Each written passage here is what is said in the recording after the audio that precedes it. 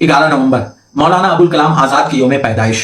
उनकी पैदाइश के मौका पर एक हकीकत से पर्दा उठाना चाहूंगा कि अक्सर बीजेपी और आरएसएस के लोग मौलाना अबुल कलाम आजाद पर यह इल्जाम आयद करते हैं कि मौलाना अबुल कलाम आजाद कभी स्कूल नहीं गए, न कभी वो कॉलेज गए और न उनके पास कोई डिग्री थी। बावजूद इसके पंडित जवाहरलाल नेहरू ने उन्हें हिंदुस्तान का पहला वजीर तालीम मुकर्रर किया।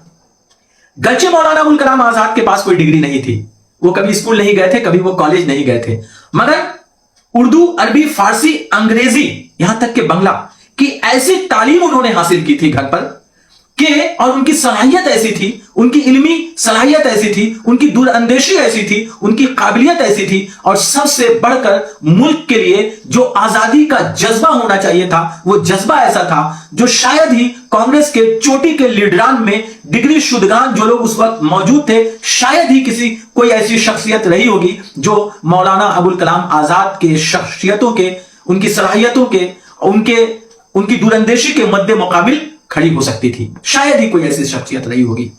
उनकी दूरअंदेशी, उनकी काबिलियत, उनकी सलाहियत को देखकर उन्हें हिंदुस्तान का पहला वजीर तालीम मुकर्रर किया गया।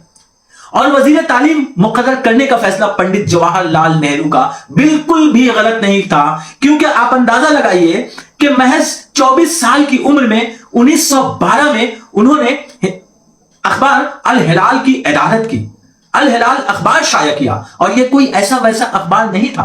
इस अखबार के जरिया वो अंग्रेजी पॉलिसियों के खिलाफ, वो ब्रिटिश राज के खिलाफ वो लगातार लिखते रहे और हिंदू और मुसलमानों को मुत्तहिद करते रहे अंग्रेजों के खिलाफ आजादी की लड़ाई में शामिल होने के लिए। जब अंग्रेजों को लगने लगा कि ये अखबार उनकी नीति, उनकी पॉलिसियों के खिलाफ लगातार मज़ामीन शाया कर रहा है, तब 1914 में अल हिलाल पर पाबंदी आयद कर दी प्रेस एक्ट के तहत। मगर मौलाना आजाद कहां रुकने वाले थे? 1915 में उन्होंने दूसरा अखबार निकाला अल बलाग के नाम से, और यह अखबार भी वही काम किया करता था। 1918 में इस अखबार पर भी अंग्रेजों ने पाबंदी आयद कर दी। खिलाफत तहरीक जब शुरू हुई तो महात्मा गांधी का साथ दिया उन्होंने। अदम ताउन तहरीक जब 1920 में शुरू हुई तब महात्मा गांधी का साथ दिया मौलाना आजाद ने। 1930 में सिविल नाफरमानी के तहरीक के दौरान भी मौलाना आजाद पेश रहे। 1942 में हिंदुस्तान छोड़ो तहरीक का जब आगाज हुआ 9 अगस्त को, तो सुबह में ही जिन लोगों को गिरफ्तार किया गया उस फहरिस्त में जो पहला नाम आता है वो मौलाना अबुल कलाम आजाद का आता है। फजर के वक्त मौलाना अबुल कलाम आजाद को गिरफ्तार करके अहमदनगर के किला में उन्हें बंद कर दिया गया। यहां भी वो रुकने वाले नहीं थे। वहां उन्होंने अपने दोस्त हबीबुर रहमान खान को बेशुमार खतूत लिखे, और उन्हीं खतूत का मजमुआ जो आगे चलकर गुबारे खातिर के नाम से शाया हुआ।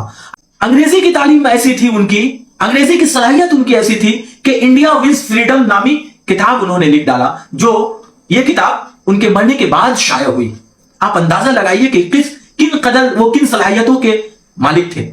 और अब यह जानकर आप और भी हैरान होंगे कि आज जो हमारे मुल्क में जो यूनिवर्सिटियां हैं, यूजीसी जिन्हें इमदाद फराहम करती है और जिन यूनिवर्सिटियों को मंजूरी देती है, उस यूजीसी का कयाम भी मौलाना अबुल कलाम आजाद ने किया था।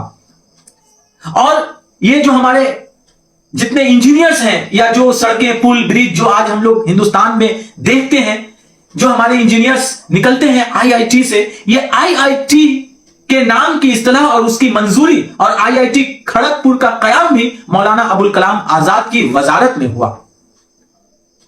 मौलाना अबुल कलाम पर इल्जाम आरएसएस और बीजेपी का सिर्फ उनका मुसलमानों के खिलाफ एक गलत माइंड सेट है।